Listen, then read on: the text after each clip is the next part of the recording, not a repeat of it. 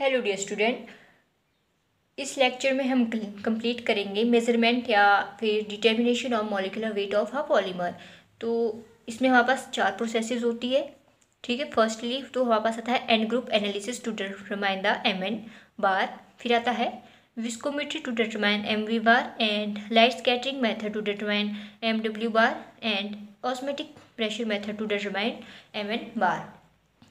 ठीक है, तो एम वी बार से हम डिनोट करते हैं विस्कोसिटी एवरेज मॉलिक्यूलर वेट को, and M W bar is equal to weight average molecular weight and M N bar is equal to number average molecular weight. ठीक है, तो सबसे पहले हम करेंगे डिटरमाइन करना है हमने मॉलिक्यूलर वेट ऑफ पॉलीमर। तो सबसे पहला जो हमारे पास स्टेप होता है वो होता है एन ग्रुप एनालिसिस का। This method is use to determine the number average molecular weight that is M N bar of the polymer sample those molecule contain reactive functional group at one end और both the end of molecule। मतलब कि ये किसके लिए use किया जाता है, M N बार को निकालने के लिए पॉलीमर सैंपल लेंगे। ठीक है, जिसमें कि हमारे पास कैसा मॉलिक्यूल हमने लेना है, कैसा पॉलीमर लेना है जिसमें हमारे पास क्या हो, रिएक्टिव फंक्शनल ग्रुप हो एक एंड में या फिर दोनों एंड में मॉलिक्यूल के। जैसे हमने एग्जाम्पल लिया polymer such as polyamide. Polyamide हमारे पास आता है नायलॉन 66। तो इसमें हमारे पास 2 फंक्शनल ग्रुप है, पहला है carboxylic acid and second is amide and. ठीक है, ग्रुप। एंड पॉलीएस्टर का हमने लिया तो जैसे टेलिन हैविंग हमारे पास कार्बोक्सिलिक है एंड दूसरा हमारे पास अल्कोहल का एंड ग्रुप शो हो रहा है। It is assume that each molecule of the polymer possess 2 functional group. In other word, one molecule is present for every 2 functional group identified or number of molecule is half the number of fractional group identified, therefore the functionality of nylon 66 and toluene is 2। तो इनके functional group के जो हमारे पास and functional group है, इससे हम idea लेते हैं कि जो हमारे पास फंक्शनैलिटी है नायलॉन 66 एंड टेलिन की वो क्या है, 2 है। As each of the molecule of nylon 66 and terylene possess 2 reactive functional group, जो कि हमने डिस्कस कर लिया है। ओके, तो in addition to carboxyl hydroxyl and amino group. ठीक है, okay, several other functional group such as aldehyde ester amide और methyl can also be present. तो ये तो हमने बात की कि हमारे पास कार्बोक्सिलिक का आ रहा है, अल्कोहल का ग्रुप आ रहा है और एमाइड का ग्रुप आ रहा है या अमीनो ग्रुप आ रहा है, सॉरी। तो इसके एस्पेक्ट में भी क्या हो सकता है कि हमारे पास कुछ और भी ग्रुप हो सकते हैं, जैसे एस्ट्रो के एमाइड मिथाइल, ये सारी चीज़ें भी हमारे पास जो फंक्शनल ग्रुप है प्रेजेंट हो सकते हैं।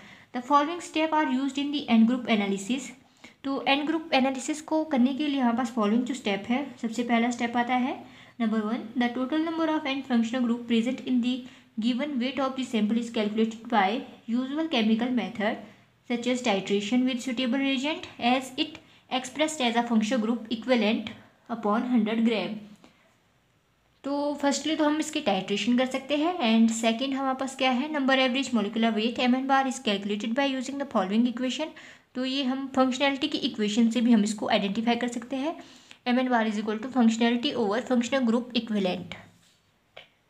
Functional group equivalent, the total number of functional group in a given sample weight. तो इसका मतलब हो गया कि जितने हमारे पास total number of functional group present है किसी मॉलिक्यूल के। ठीक है, limitation of end group analysis. तो इसकी हम लिमिटेशन अगर देखें तो this method can be used reliably only for sample having linear molecule whose end group can be determined and for those obtained by a non polymerization mechanism without side reaction. ठीक है, तो ये सिर्फ हमारे linear molecule के लिए ही applicable है। This method becomes less sensitive with increase the length of polymer chain. अगर हम पॉलीमर चेन को बढ़ा देते तो ये जो मेथड है ये लेस सेंसिटिव शो होता है, ये भी इसकी एक लिमिटेशन है। फिर आता है कि this method requires high concentration of polymer, right. This method can be applied only for those polymer which are free from impurities.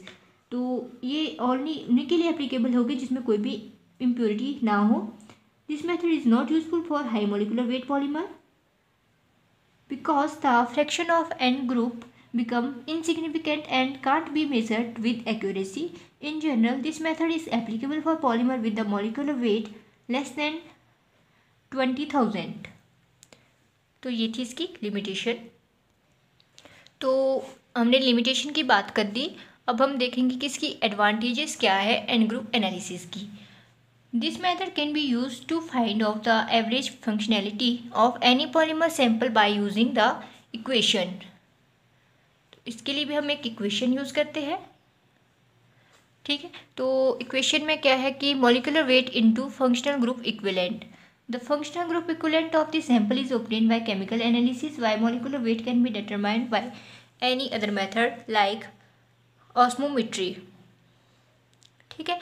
तो सेकंड जो हमारे पास टेक्निक थी वो है विस्कोमेट्री, ठीक है। तो विस्कोमेट्री किसके लिए यूज़ की जाती है? विस्कोसिटी एवरेज मॉलिक्यूलर वेट के लिए। It is a fast and cheap method to determine, second,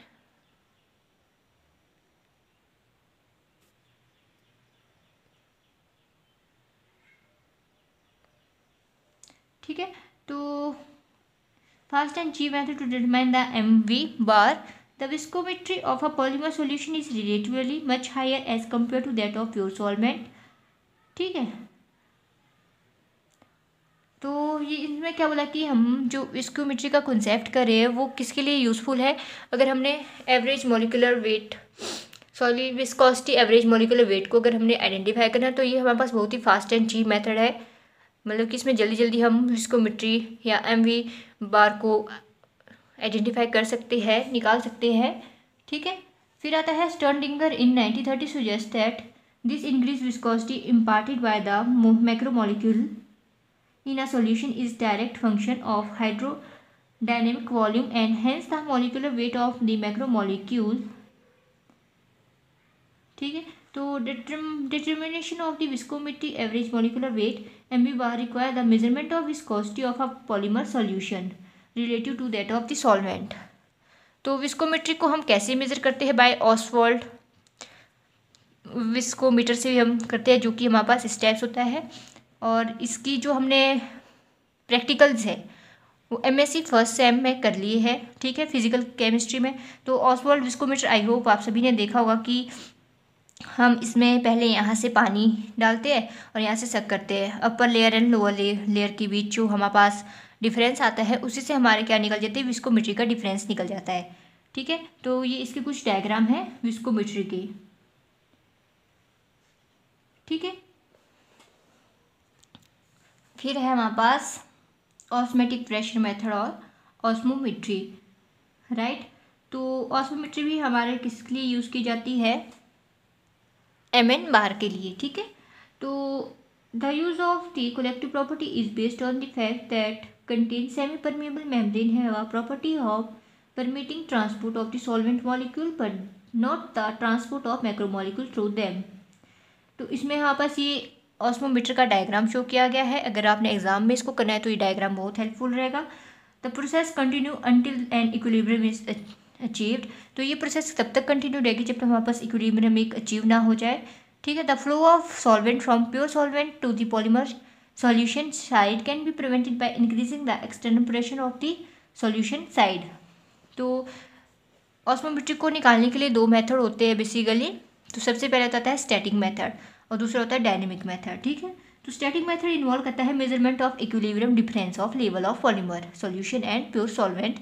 this is the time consuming method and it is not useful for cross linked polymer. Cross link जैसे backlight हो गया, ठीक है, तो उसके लिए ये यूजफुल नहीं है। फिर आता है हमारे पास dynamic method. This method involve the measurement of rate of penetration of solvent through semi permeable membrane at a given pressure. This method is faster than static method and hence is more commonly used, right. तो ये हमारे पास इसकी graph बनते हैं इस type से। Now इसकी advantages,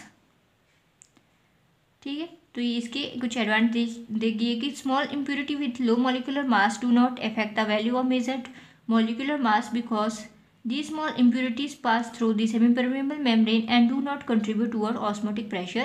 Second है even if polymer solution is very dilute, the value of osmotic pressure of high molecular weight polymer is very large as compared to the other colligative properties। Then light scattering method, ठीक है। तो ये हमारा Tyndall effect को show करता है। जैसे colloidal solution में भी हमारा क्या होता है? टिंडल इफेक्ट शो होता है। तो हमारे पास रेलिंग स्कैटरिंग भी इसको कहते हैं।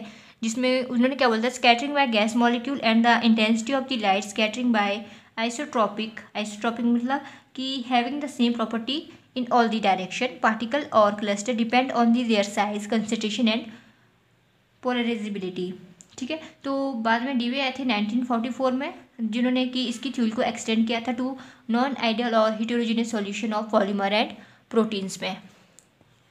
ठीक है, तो ये हमारे पास लाइट स्कैटरिंग का मेथड है और ये इसका डायग्राम। ठीक है, तो this technique is use to measure the weight, average molecular weight, मतलब कि MW बार को मेजर करने के लिए मेथड यूज होता है। कौन से पॉलीमर के लिए, जिनकी रेंज कितनी होगी 10⁻⁴ टू 10⁸ तक। Principle of this technique is that the light pass through the medium gets scattered at different angle. तो इसका प्रिंसिपल किस पे होता है, डिपेंड करता है कि हमारे पास एक लाइट पास होगी किसी मीडियम से और वो स्कैटर हो जाएगी डिफरेंट एंगल्स में। In this technique the light scatter at an angle to the incident ray when pass through the polymer solution is measured. Many factors like polarity, chain length, and concentration of the polymer solution affect the intensity of scattering light incident on the polymer sample. We know that polymer solution behave like a colloidal solution. सभी को पता है, ठीक है, colloidal solution की तरह ये behave करता है। और like other colloidal solution, polymers also show the Tyndall effect, जो कि हमने स्टार्टिंग में बात कर दी थी। Tyndall effect deals with the scattering of light, and this phenomena is used to determine the molecular weight of polymer. ठीक है, तो ये थे हमारे पास डिफरेंट टेक्निक टू मेज़र या determine the molecular wait distribution. तो ये इस तरह से इसका ग्राफ बनता है। अगर हम एडवांटेजेस की बात करें लाइट स्कैटरिंग मेथड की, तो this method is not only use to determine the molecular weight of polymer but also give an insight in the internal structure of the structure. इस मेथड से हमें क्या होता है कि मॉलिक्यूलर वेट तो पता चलता है, साथ में जो हमारे पास इंटरनल स्ट्रक्चर है किसी भी पॉलीमर का, उसमें भी ये हेल्प करता है। It's a convenient technique to measure the molecular weight of the polymer with the molecular weight in the range 10⁵ to 7 and even 8. Disadvantages: it requires highly clean, dust-free sample because presence of traces of dust affect the scattering pattern to great extent, resulting in large error in the value of MW bar, जिसका मतलब क्या है, weight, average molecular weight. And second limitation इन्होंने क्या बोली कि the presence of any gel like semi dissolve और associated polymer cause large deviation in scattering and hence in MW bar. Thanks for